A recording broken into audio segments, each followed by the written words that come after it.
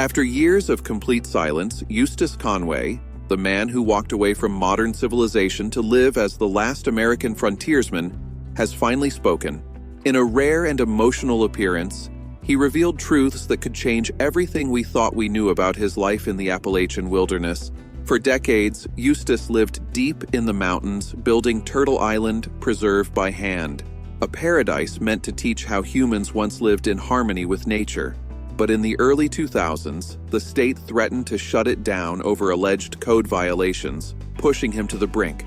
Instead of fighting publicly, he retreated deeper into the woods, carrying invisible scars from a system that punished him for living naturally. When he finally spoke, he stunned everyone. "People think I chose isolation because I hate society. The truth is, I was trying to save it." Turtle Island was never a tourist attraction. It was a classroom for humanity. Years of solitude taught him that nature holds more honesty than people, and that silence can be a louder protest than any speech. Eustace also opened up about his past. Growing up under a strict, demanding father, he learned to seek validation not from others, but from the natural world.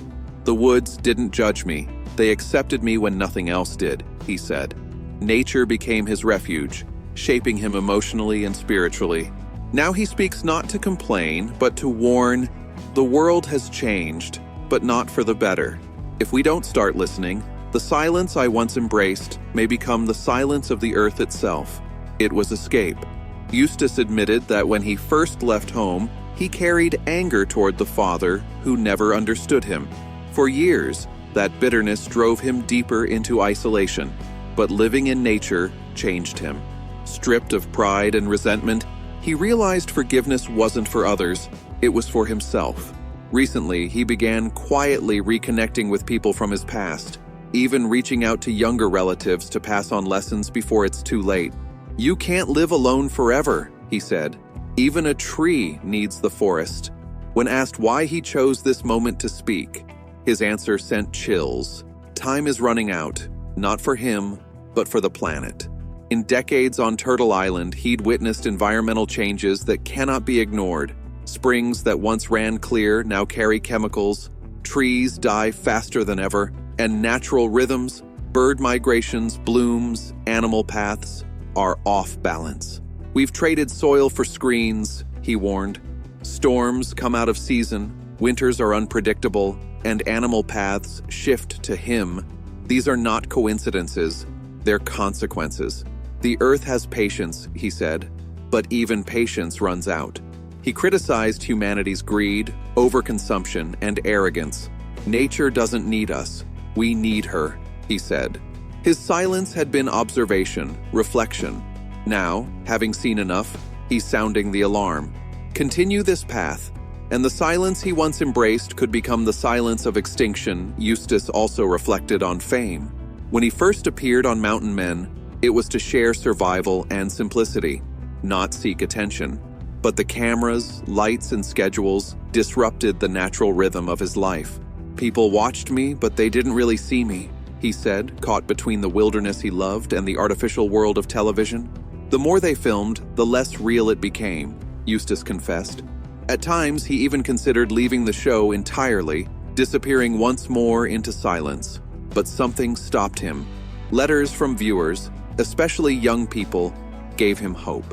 They wrote about how his lifestyle inspired them to garden, build, and reconnect with nature. Those words reminded him that not everyone had forgotten what truly mattered. So, he endured the intrusion, hoping his message would reach even one person who needed it. Still, fame took its toll. He spoke about the exhaustion of being constantly observed and strangers showing up uninvited at Turtle Island, expecting photos as if he were a museum exhibit. "I never wanted to be famous," he said. "I wanted to be useful." Over time, the media twisted his story, turning him into a symbol rather than a man. Yet he stayed grounded, refusing to play into celebrity culture. Living off the land, he insisted, isn't a trend, it's a truth. "If all you do is watch me survive," he said, "then you miss the lesson." Then his voice softened as he shared a side of himself few had seen. He spoke of the people he'd lost along the way. "You don't build a life like this without burying a few friends," he said, eyes fixed on the ground.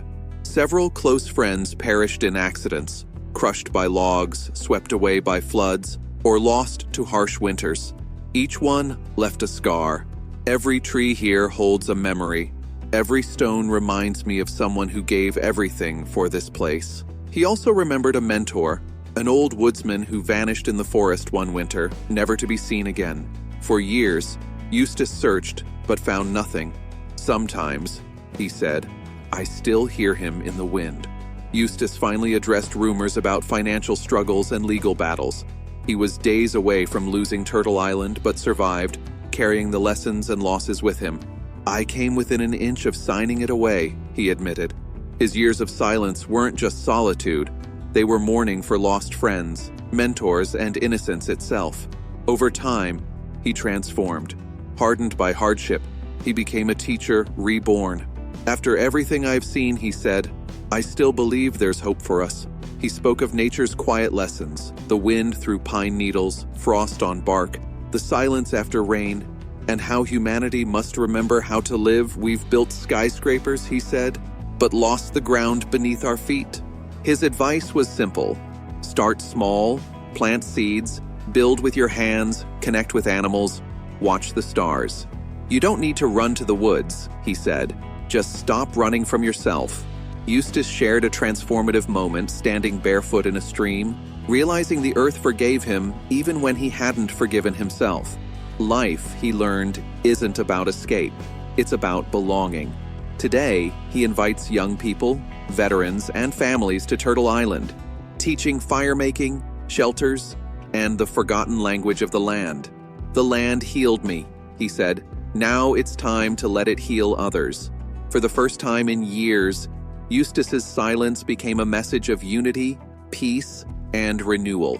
He is also writing a book chronicling Turtle Island, his lessons, and the truths of simplicity, resilience, and human nature connection. If even one child reads it and honors the earth, every battle he fought was worth it.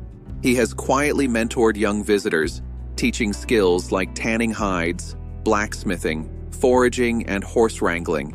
"The land," he says, "doesn't just feed the body, it heals the soul." His silence wasn't absence. It was waiting for the world to be ready to listen. Now, he believes that time has come. We're not separate from nature. We are nature. Every breath we take is borrowed air. Every step we walk is borrowed ground. We have to start living like we remember that. As the camera panned across Turtle Island, simple cabins, whispering woods, untouched by greed, Eustace looked to the horizon. "I'm not here to warn anymore. I'm here to remind."